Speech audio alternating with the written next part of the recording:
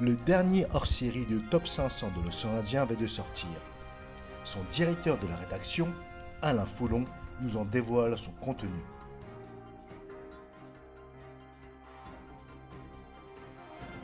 Je crois que le meilleur indicateur qui est retenu en général par les financiers, c'est ce qu'on appelle l'EBITDA. L'EBITDA qui correspond un peu à ce qu'on appelle en français au résultat opérationnel d'une entreprise. C'est-à-dire c'est avant les amortissements et avant les impôts et autres. Vous voyez. Donc là on a vraiment l'activité de l'entreprise, la rentabilité réelle de l'activité. Mais évidemment, c'est une information tellement difficile à collecter que nous en sommes tenus au chiffre d'affaires que nous avons réussi à avoir, et souvent de façon difficile. Nous, notre but, c'était de faire un classement régional de façon à avoir vraiment les différents tissus économiques, et ce qui nous permet de voir d'ailleurs qu'on est dans des tissus économiques relativement proches. On a des entreprises finalement de taille assez proche entre La Réunion, Madagascar et Maurice. Évidemment, il est très difficile de tirer une conclusion générale, puisque les situations varient beaucoup d'un pays à l'autre, mais non seulement d'un pays à l'autre, mais même d'un secteur à un autre. Si vous prenez le cas de Maurice, vous avez des secteurs comme l'hôtellerie qui connaissent des difficultés, qui ont du mal aujourd'hui un peu à se repositionner par rapport à des marchés qui déclinent, des marchés traditionnels qui essaient de se positionner sur les marchés émergents, mais qui ont un peu de difficulté à le faire. Vous avez des secteurs comme la finance qui marche mieux, vous avez des secteurs de l'immobilier qui s'essoufflent un peu. Vous avez d'autres pays comme La Réunion où la situation est complètement différente, puisqu'on est dans le cas on a affaire à un département français d'outre-mer, donc la situation est différente. Ce département subit un peu aussi la crise française.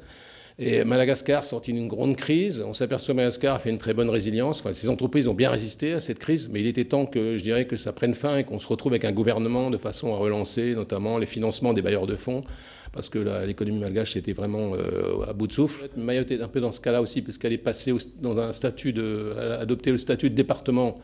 Et aujourd'hui, c'est difficile à gérer. Elle est dans une période de transition très difficile. Alors les banquiers sont des gens très heureux, enfin du moins dans notre région, parce qu'ils gagnent de l'argent en général, quelle que soit la conjoncture. Bon, si on prend le cas de Maurice, vous avez le plus grand nombre de banques. Au moment où nous avons bouclé la publication, nous avions quand même 21 banques à Maurice, dont une bonne moitié qui travaillent surtout exclusivement même à l'international. Et quand on regarde leurs chiffres, on s'aperçoit que toutes ces banques-là ont gagné de l'argent à l'exception d'une seule banque. Vous pourrez découvrir laquelle en consultant une publication. Et donc à La Réunion, c'est la même chose. Toutes les banques ont réussi à gagner de l'argent, même si la rentabilité des banques est beaucoup moins forte à La Réunion qu'à l'île Maurice. Je pense en raison des coûts et puis aussi d'un marché qui est un peu différent, et surtout sur un développement beaucoup moins fort, même inexistant à l'international.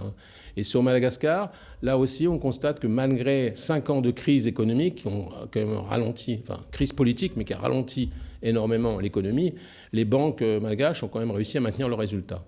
Donc globalement, les banques s'en sortent bien. Et on peut dire que là, nous avons un secteur qui, quelle que soit la conjoncture, continue à maintenir son cap. On constate que le développement durable, pour l'instant, n'est pas développé parce qu'en réalité, le poids du pétrole est encore très important. On dépend encore beaucoup des livraisons de pétrole, et on le voit puisque les entreprises pétrolières occupent les premières places du classement. Au niveau global, on est vraiment à la croisée des chemins. Je pense que dans toutes les îles, on est obligé de se repenser un peu et de trouver un peu de nouveaux moteurs de la croissance.